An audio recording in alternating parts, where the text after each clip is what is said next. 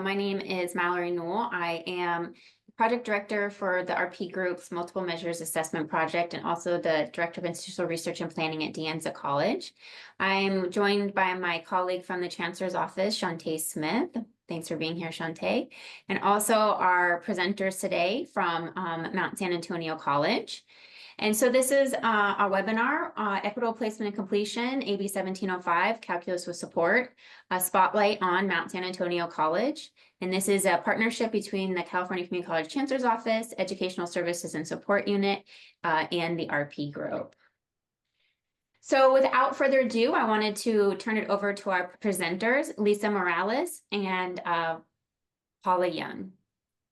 Thank you so much. I'm Lisa Morales from Mount San Antonio College, and I'm going to be presenting today with my colleague Paula Young. So I'm going to go ahead and get this started here. Just a little bit of background about myself. This is, I believe, my 8th year as a full-time faculty at Mount SAC, and prior to that, I was a high school teacher and have been doing quite a few presentations and professional developments about all of our experience with calculus co-requisite support with my colleague Paula, which I'll let her introduce herself. Hi, I'm Paula. I've been an instructor or professor at Mount SAC for, this is my 17th year. And before that, also, I taught high school as well. And as Lisa said, we've been presenting about what we do in our calculus co-requisite classes for a while now. We are going to focus today on our takeaways from offering co-requisite support in calculus for more than 5 years now at Mount SAC. I think we definitely jumped on board really early in terms of offering support on many of our courses, but today we're just going to focus on the calculus support. So our agenda is we're going to just talk about a brief history of our calculus co-requisite support and how it's evolved over these years. We're going to talk about what we've learned so far from all the different phases that we've been through in our history. We're going to go over what we have found to be effective practices for our co-requisite support, and again, how that's evolved. We'll share some data from our support courses and share some future thoughts on fall 2025, full implementation of AB 1705, and beyond, and we'll have some time for questions for sure. And of course, you can ask questions in the Q&A as we move along, and we'll try to sort of alternate answering those either live or through the chat.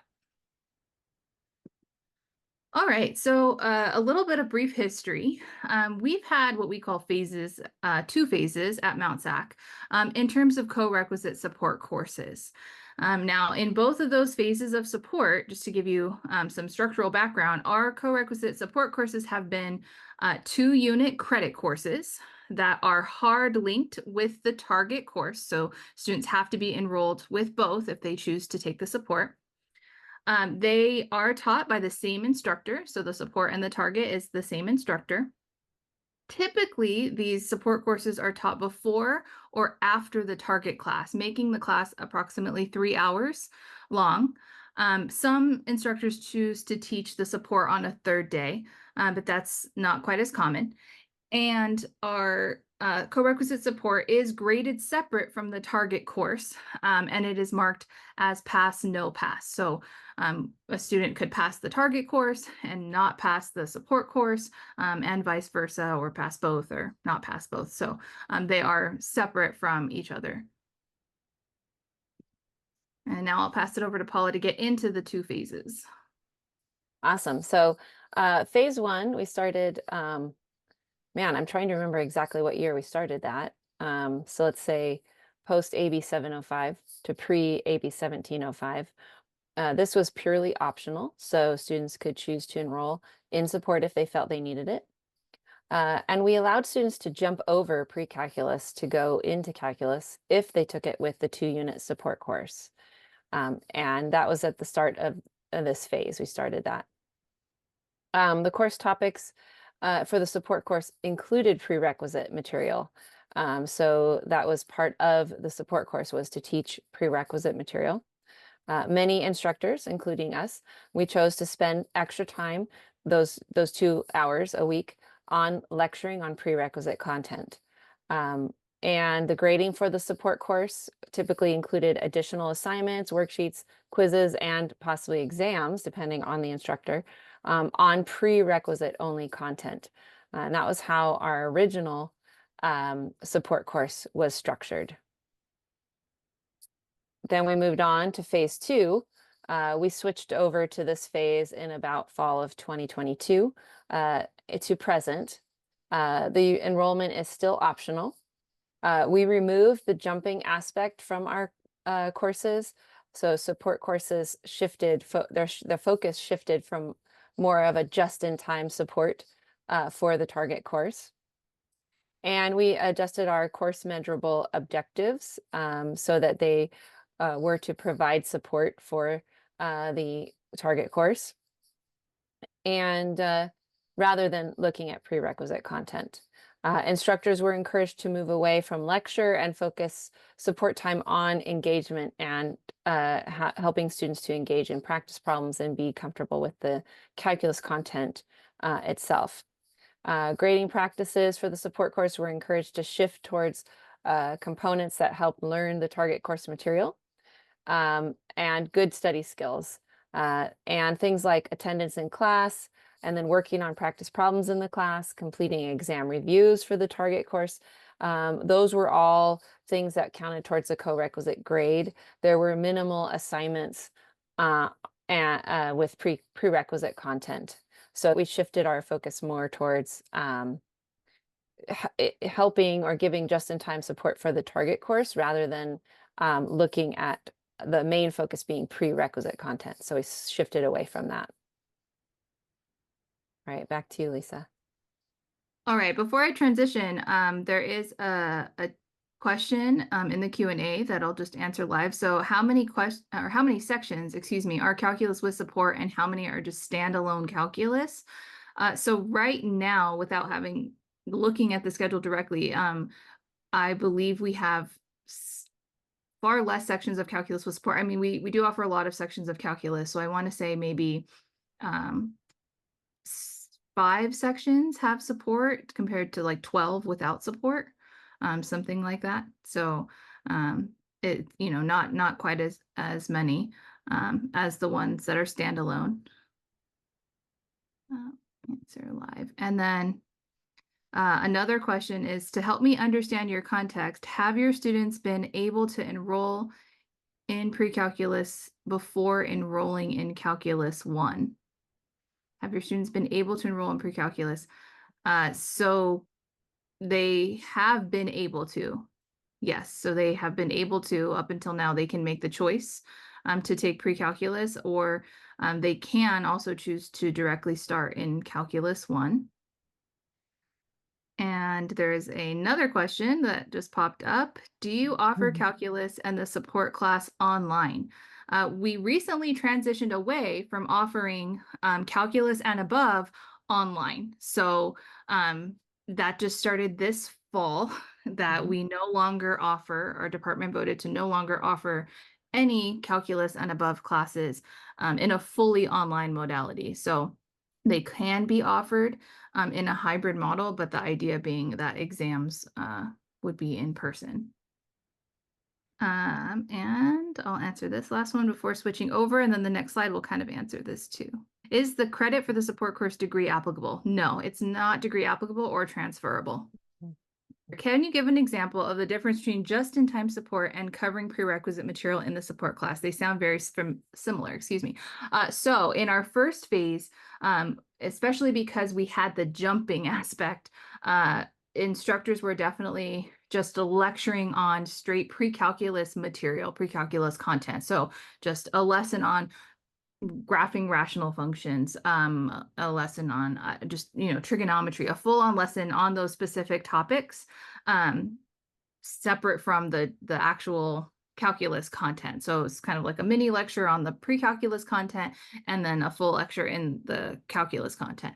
When we made the switch to like our phase 2, where we lost the jumping aspect and we changed our CMOs, Now, when we say just-in-time support, the support really is support on the calculus content. So there would not be any actual, full-blown lecture per se on a prerequisite topic. So there might be a little side review, let's say in the context of like solving algebraic limits. So, let's spend a few minutes just in time reviewing factoring or, multiplying by a conjugate, as opposed to it being like a full-blown separate lesson.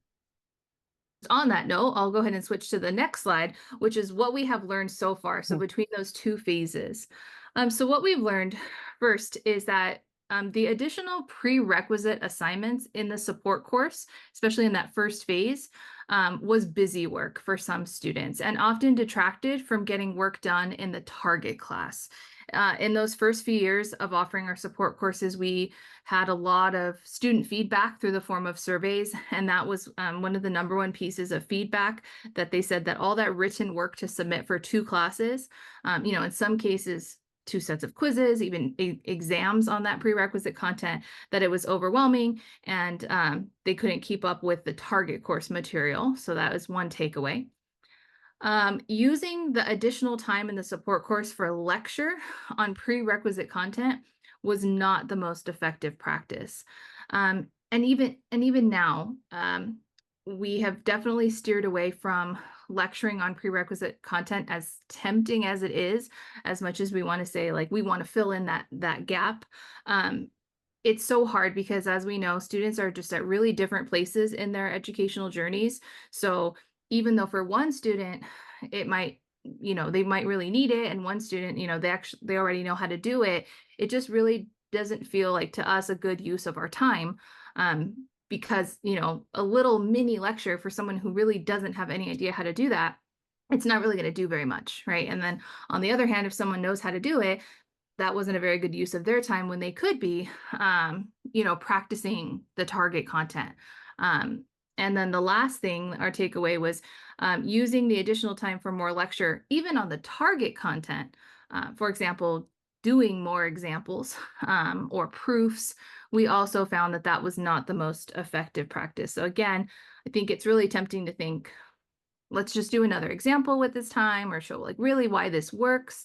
But we've just found that using that time for students to engage in thinking and really doing that active learning in class in a supportive environment where they can ask their peers or us more questions was a better use than passively sort of just absorbing more material, or just copying down more problems. So this is kind of after these 2 phases, and after years of teaching the support, these were kind of the big picture takeaways that we have.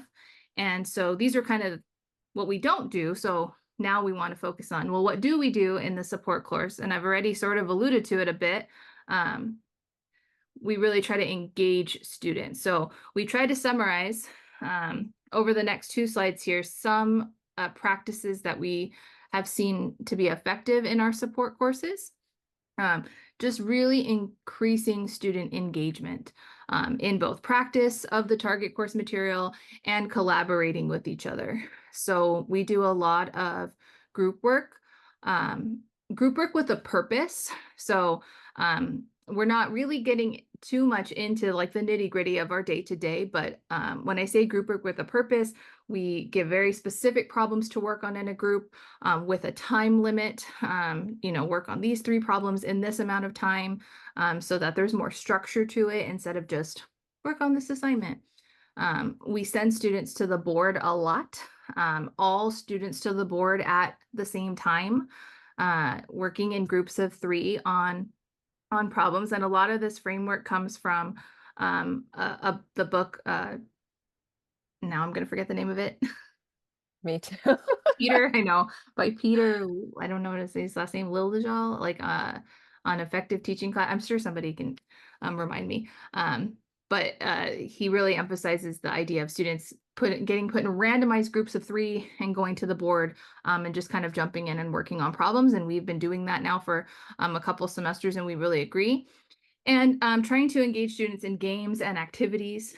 So this semester we've been outside of our classes, but we do these in our classes as well, leading some workshops in calculus where it's driven by doing problems in the form of a game, right? So gamifying things and making them activities so that they are a little bit more engaging and increasing that collaboration between students. So that's first and foremost, we put that first. Then what's really important is including daily formative assessment.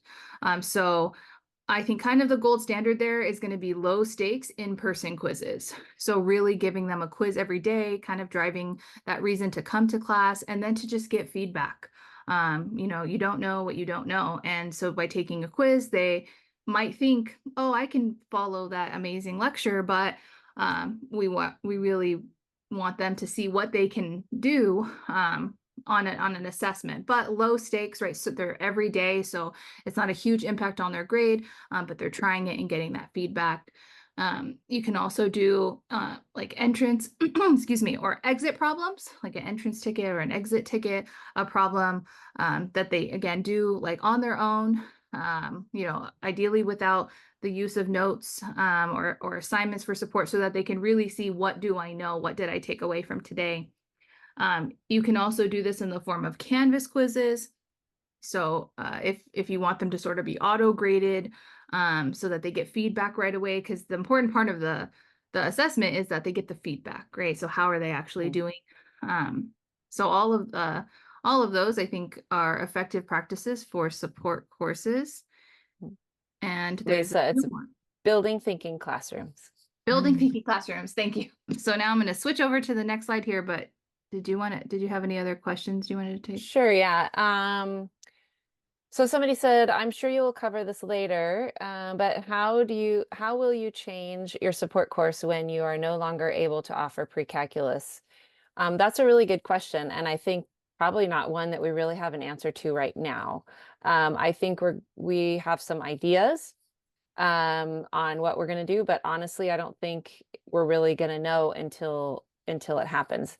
Now, this year, we are allowing our students to take calculus, all STEM majors to place into it. Is that correct? Calculus or pre-calculus? Calculus.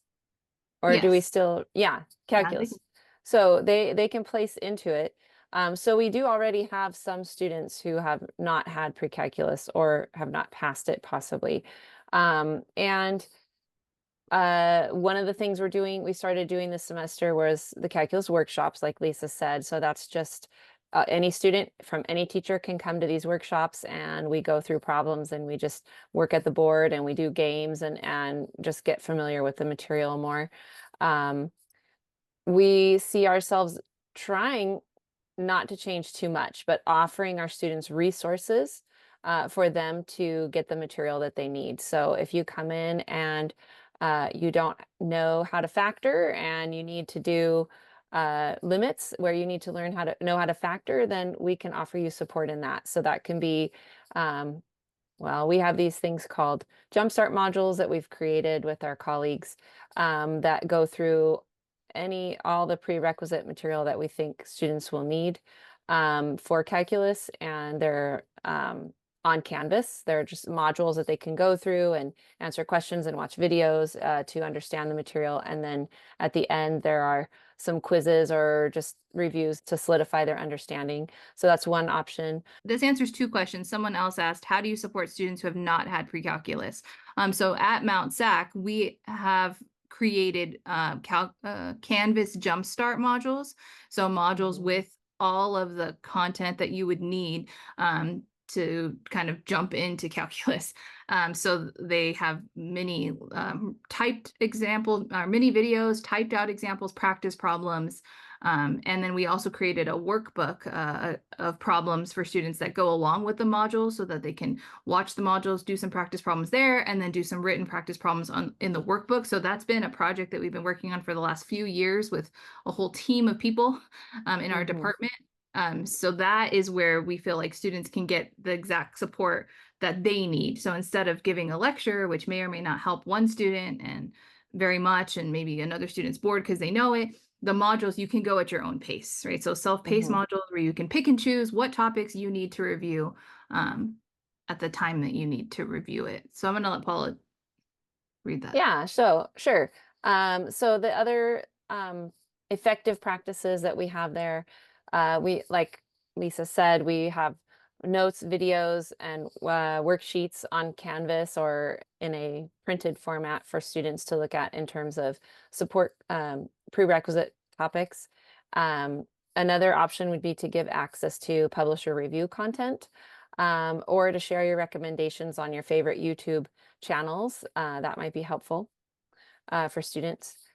The one thing that we also try and emphasize is that it's really important to stay positive and honest in your communications with your students. So some of the things we mean are communicating with your students that they learn by making mistakes, encouraging your students to engage in content, self-assessments of their skills. So, do I know this? What is it that I don't understand?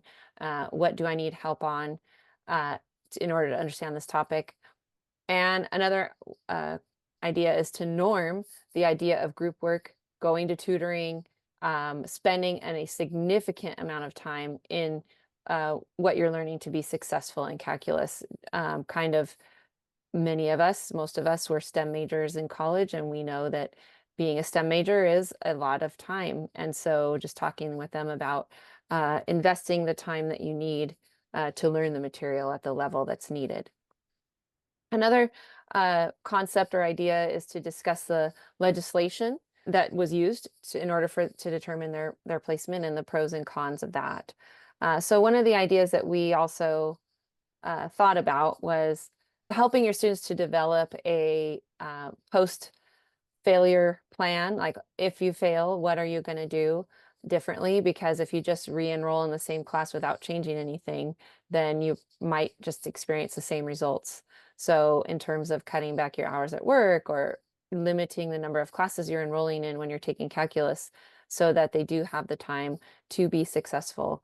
And also just a communication with your students that you're not a failure if you can't pass calculus the first time. And that there's a lot of students in the class that they're in, and it's their first time, but there are other students that it's their second or third time, and that's okay if that's what it takes. So kind of getting those ideas across to your students. Question that deals with what you're talking about now. It says, are your Jumpstart modules part of the 2-unit support course? And if not, do the students enroll in a course to have access to the Jumpstart modules? So the way we design them, and that we think is the best way to use them, is for an instructor to embed them into their Canvas shell. So that was kind of the intention, is so we have a Canvas hub for teachers, and we wanted faculty to go in and import those modules into their Canvas to give as a support resource to students, and use them in whatever capacity they wanted to use them, whether they actually assigned them or made them like extra credit, or just, here they are for your as a resource for you. Knowing that not all instructors would do that, we also set up a Canvas that students can enroll in on their own. So we have a web page at Mount SAC. It's like, mountsac.edu/math/support, and students can go in and click on the link for any course. We actually have Jumpstart modules for all of our courses. So they can, not all, almost all, they can go ahead and sign up for that and work through them, completely on their own. So they kind of have the two choices. In terms of, are they part of the 2-unit support course? Like I said, it's up to whether the individual instructor wanted to use them as part of, even just the target course or the support course. So it definitely varies. And part of the struggle that we've had is, letting students know about these resources. So we have so many now. We have these modules, we have a workbook, but it really is just letting students know that they're there for them, and how they work, right? So how they are meant to tie into one another, working through the modules and then working through the workbook. So there's another question I wanted to answer that I scrolled back because there's so many now, I lost track, that says, how do you compare just-in-time support to test prep? Are we moving away from providing opportunities for students to learn and understand mathematics fully to just help them enough to pass a calculus assessment? I really feel like the time that my personal support courses is not just about test prep. It really is about learning the material. So understanding the concepts. So I'm having them at the board. I'm going around. I'm able to give one-on-one or, 2 or 3-on-1 support to students who are struggling with concepts, and sometimes help them understand a prerequisite topic that they needed in order to get the current calculus topic, and in such a way that they're now able to be successful in the calculus topic.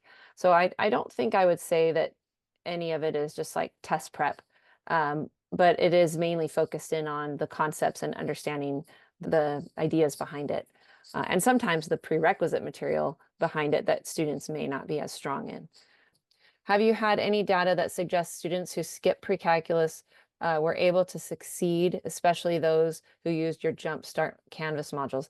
I think it's a little too early to have some data on that. We haven't collected any yet. Although in the next slide, we do have some data points. This might be good to switch over to that right now. This is the most recent data that we have for our department. The success rates for standalone calculus over the last couple years, and then calculus with support. Traditionally, those were all semesters when support was optional.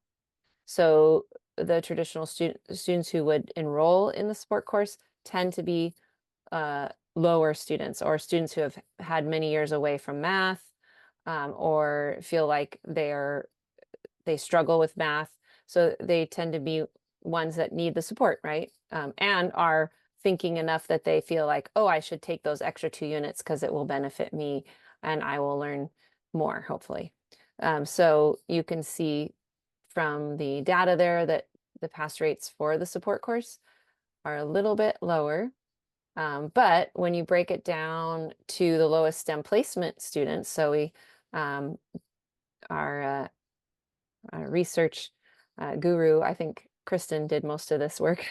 DeWild, who's one of our colleagues, got data on the standalone for those low STEM placement students, and then also the support course. And you can see there that the lowest STEM placement students did do better when they took the course with support. So that question, that's what I was saying, it might speak to a little bit about lowest STEM placement student is students who had below or a 2.6 GPA, right? Less than or equal to a 2.6 GPA, or have never passed trig, pre-calculus, or calculus prior to their placement. So that group, our research department found that when we looked at that subgroup of students, that when they took just regular calculus without support, their pass rate was about 33%. But if they took calculus with our support course, they had a slightly higher success rate. So that may be students who've never taken pre-calculus before, but yeah, we haven't specifically looked at that set of students. How much tutoring is available? Is it one-on-one? We have a center called MARCS, Math Activities Resource Center and Support. And they have tutors there for students, which are one-on-one. So you go, you can put your name on the board and the tutor will come over and help you. I think there might be a time limit, and then you can put your name on the board again, kind of thing. And so that is available. We also have another support center that's not math specific, but it does have math tutors along with other subjects that students can attend. And then also we have a STEM center, which has tutors in there as well. On certain days, they are calculus tutors. So there's 3 places. And then, as we just mentioned, this semester we're piloting some workshops, so that Paula and I are leading. So with our Calculus 1 and Calculus 2 students, where we're really trying to have some active learning experiences, playing games, working at the board the entire time. So that's not one-on-one, but I would consider it a tutoring opportunity that's specifically geared towards calculus. Yeah, definitely. Another question is, are you running into students who have quit jobs and forego financial aid because they need to spend time with Jumpstart classes and with tutoring just to try to get through their math requirement? I mean, I wouldn't know about the whole foregoing financial aid aspect, but in in all honesty, I have had students that have said they've rearranged their work schedule to allow for more time to be successful in calculus. I've absolutely had that happen. One of the other projects that a team of us have worked on is modules on student success and getting students to understand the college time commitments, active versus passive learning, all kinds of things. And so in one of those modules on time management, we have them kind of fill out a schedule to look at whether they kind of have time to fit in their course load. And they do a lot of really good self-analyzing that they don't. And so they those who are able to rearrange their schedule, to figure out where they can allot more time. But I don't know if they like forego their financial aid. But I do think this is causing a shift that we kind of have to foresee a little bit and work through that, with the maps that these students have. I'm also part of the MESA program at Mount SAC, and I'm working a lot more with students in like a quasi counseling position and talking to them. And I think that this is a lot for them. They get this map from a counselor that says, take calculus 1 and physics and chemistry all at once. And these are first time college students. So that's a big jump, right? That's a lot of time for each of those courses. So I think part of, what we're going to have to dive into and that we're going to see is kind of that struggle, and they're having to pick and choose which class that they can, drop. Really, a lot of them are selecting to drop a course because they can't handle their load. So all things that I think we should all kind of keep track of and keep looking at. So what's the next phase for us? But phase 3.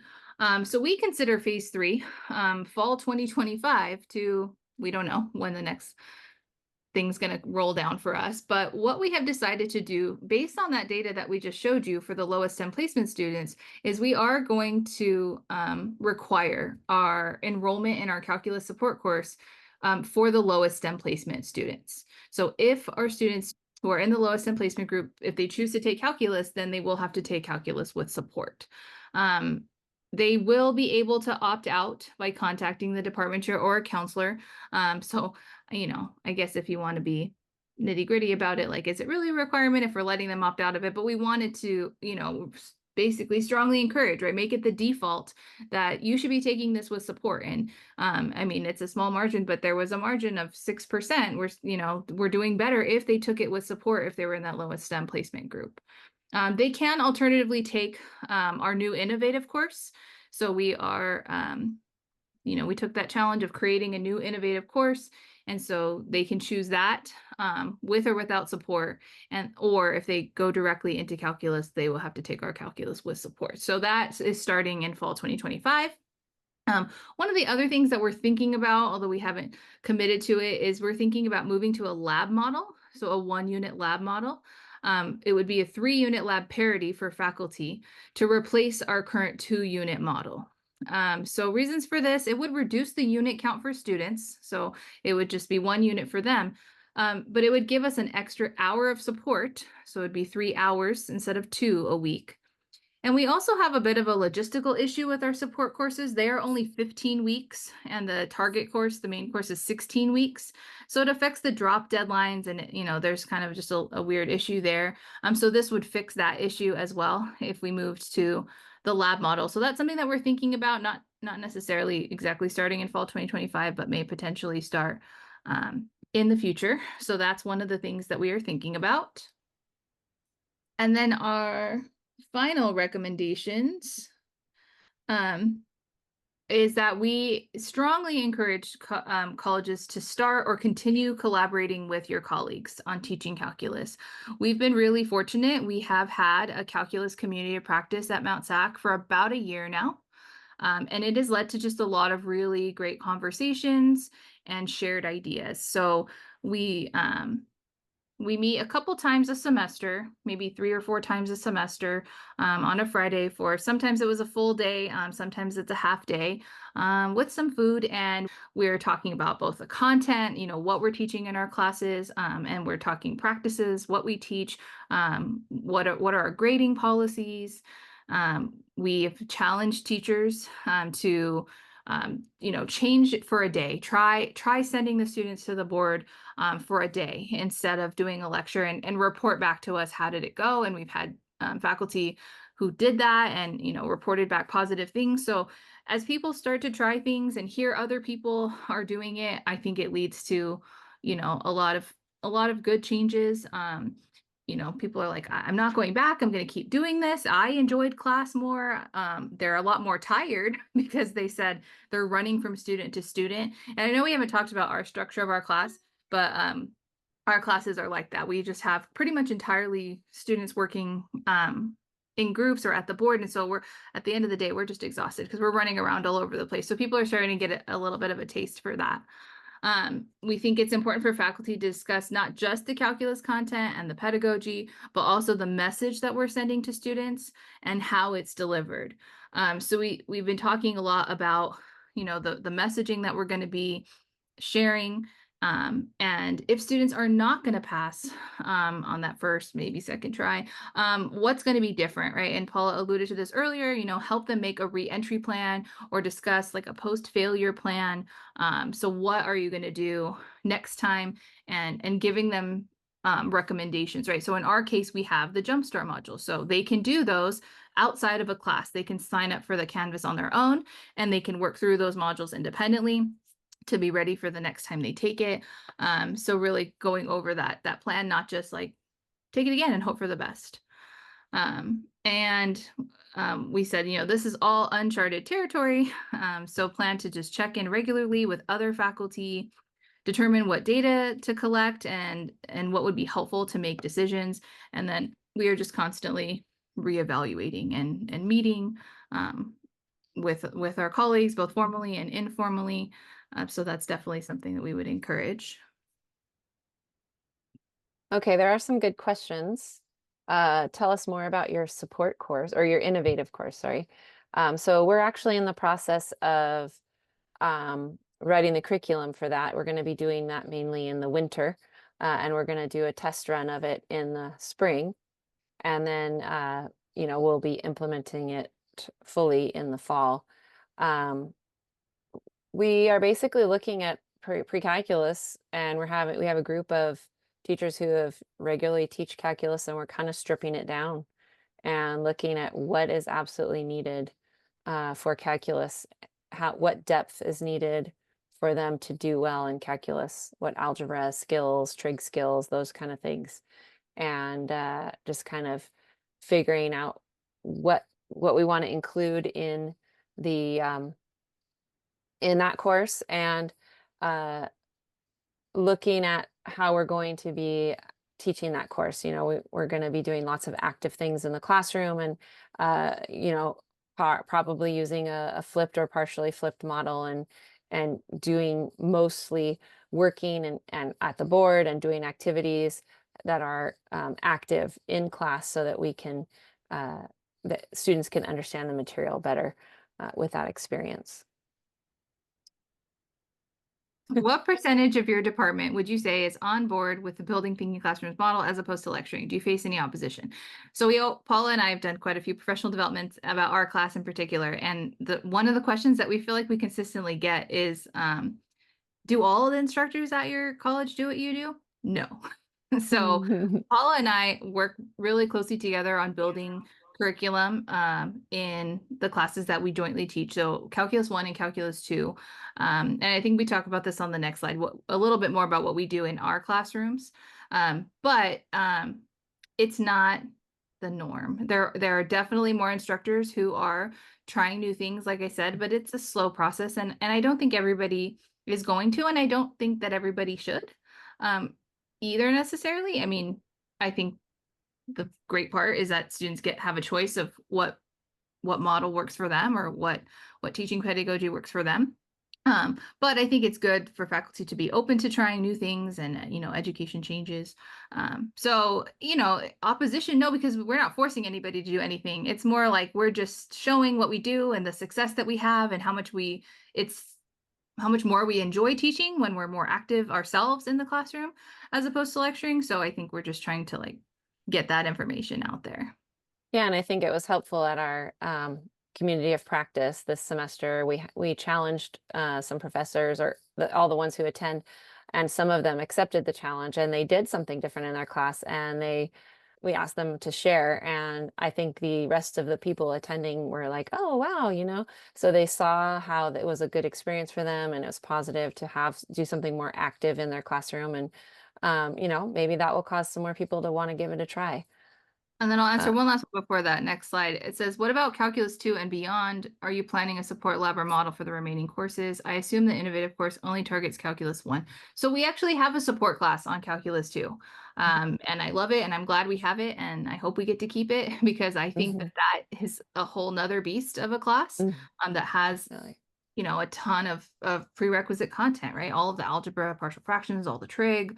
I just think that it needs that extra time for sure to have students really sit and practice with the support of their classmates. So we do have that. We are currently working on Jumpstart modules for Calculus 2 this semester. We're almost done with those. And we're trying to get support for creating a Calculus 2 workbook as well, because we have a Calculus 1 workbook. So we're trying not to leave Calculus 2 behind, because I think that we are also focused on passing Calculus 1. If we throw all our supports to that and forget about Calculus 2 and just, okay, well, they passed their first math class, are really setting them up for success though beyond that, in the prerequisite stuff that's needed, and then those subjects are needed for their physics classes and beyond. So I think that's a really good question that we should keep thinking about, is how we're going to support the classes beyond Calculus 1.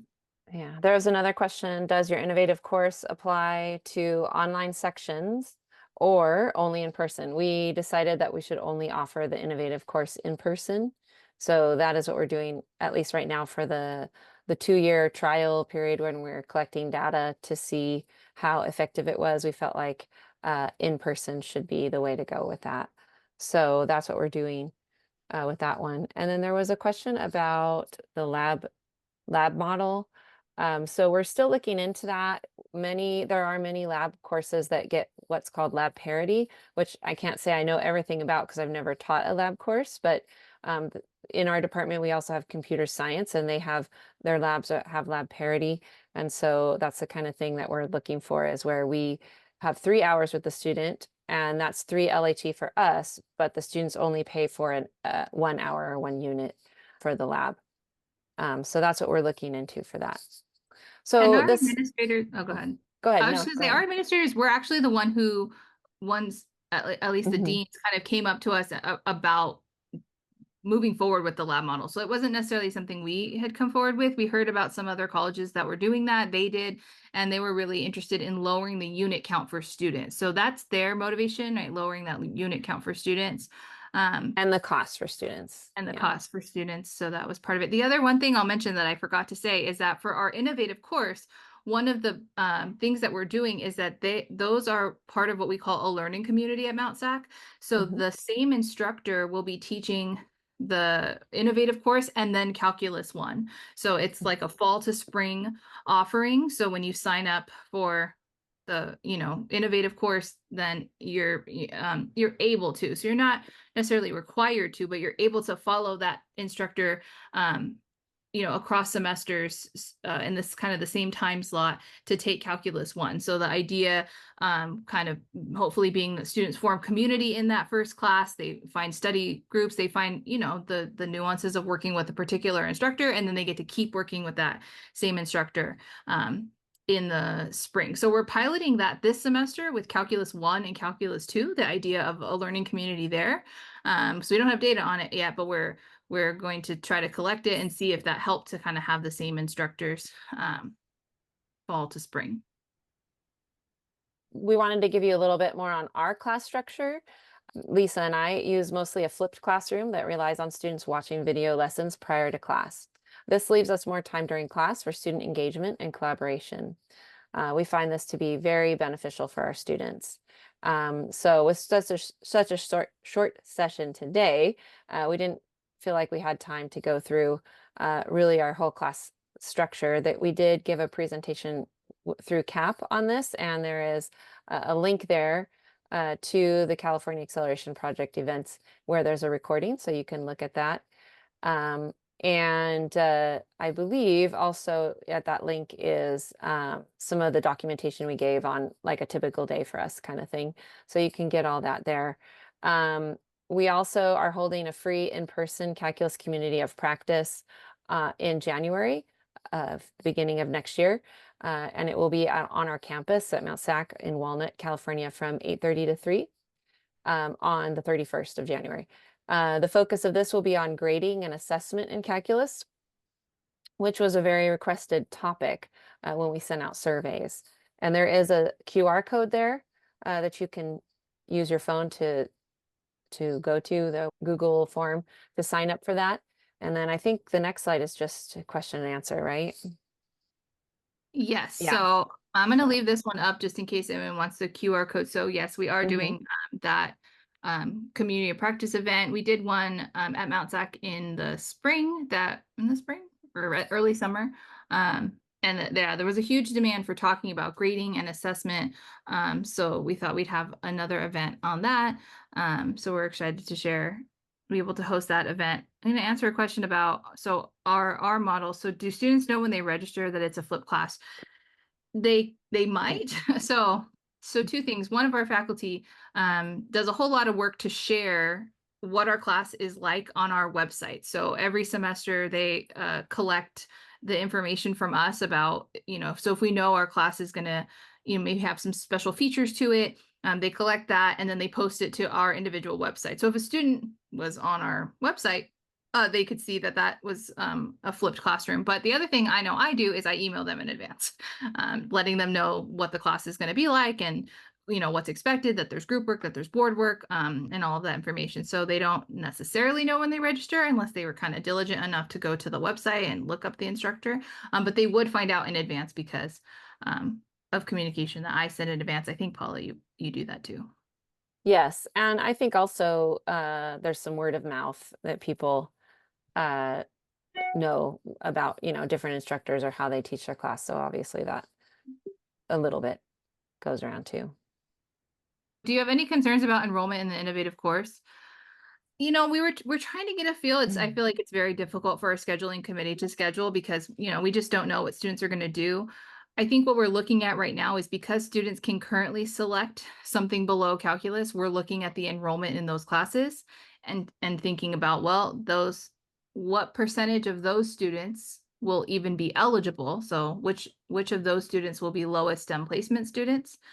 Because they will likely decide to take sort of a previous The class, innovative course, yeah. innovative course. But yeah, I think it's very up in the air. We're starting low with the number of innovative courses, but I think it's a big question mark on that. Can you give some advice on how to direct students to out-of-class review materials? It seems like it could be overwhelming for students to identify what they need and where to find it.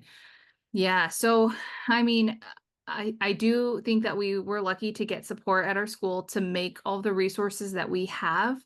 And we were very conscientious about when making the material to help students self-diagnose. Because I do think it's overwhelming to have a lot of resources kind of thrown at you. So what we tried to do in our workbook, and now what we're trying to do to our modules as well, and as kind of a go back and look at things, is we're trying to include kind of a pre-assessment for them, like a couple of like multiple choice questions at the start that gives them a feel for, do you know this or not? And then if they don't, then so they would kind of answer those questions. If that's a topic that they need review on, here, go to the module where the module has, worked out examples and videos.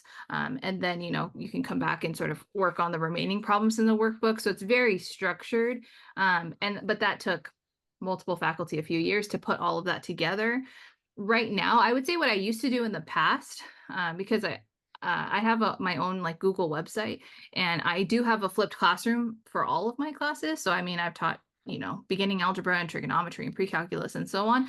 So I would put those resources on a Google site, as well as some other recommended YouTubers, and I would kind of just try to lay it out according to the order of the course. So that's what I kind of felt like in my capacity I was able to do before we had all these resources, is just put a couple of videos that tie into each topic. So maybe like, here are some useful things to review before diving into limits. Here are some things to review before diving into derivatives. So kind of helping them sort it out but it is a big undertaking, I think, to do something at the scale that we did it at Mount Sac.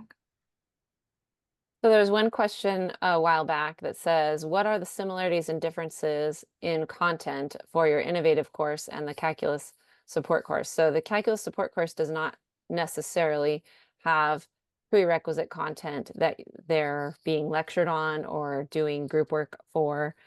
It is mainly focused on calculus. So there are times when we do pull over to the side, the board on the side, and go through, factoring or multiplying by the conjugate with some students who are still struggling with that, but we don't specifically lecture to the whole class on any of those topics. Whereas the innovative course is something they would take before calculus, and it is pre-calculus topics to get them ready for calculus.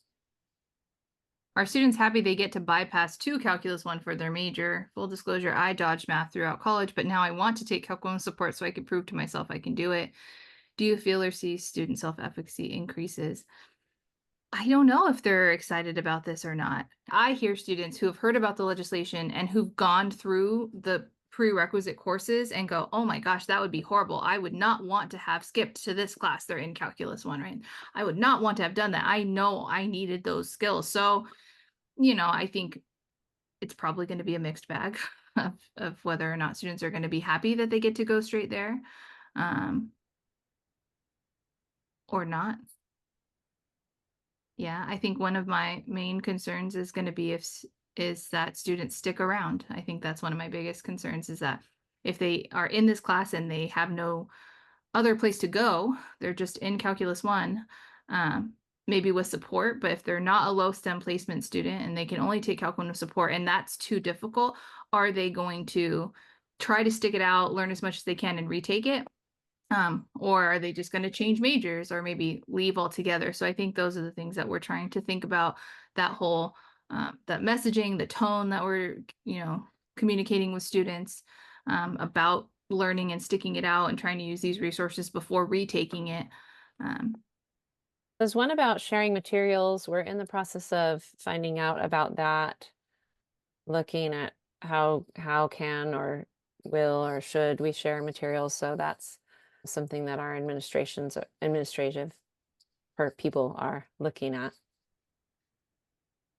Few just quick questions. Will your college still be offering pre-cal and trig for non-STEM majors who need Calc 1 to transfer? So not non-STEM majors, but there are a couple majors at our school where the first course on their degree is trig or pre-cal. So we are offering like maybe one section-ish of the trig and pre-cal for those majors. And have you considered contextualized calculus courses? No. I mean, not that that's not a good idea, but just with all the other projects we've been working on, we have not actually formally considered anything like that yet at Mount Sac. All right. Thank you for letting us share our class with you, and hope that you guys got something out of it. All right. Well, thank you so much, Mount San Antonio team. Appreciate all of your helpful insights and strategies. Definitely very grateful for your time to share with us today. The additional resources are on the Chancellor's Office Equitable Placement website, as well as in the California Community College Vision Resource Center and our Multiple Measures Assessment Project team. Again, thank you for attending. We're grateful that you shared your time with us today. And again, thank you and a warm thank you, warm appreciation for our Mount San Antonio presenters. Thank you.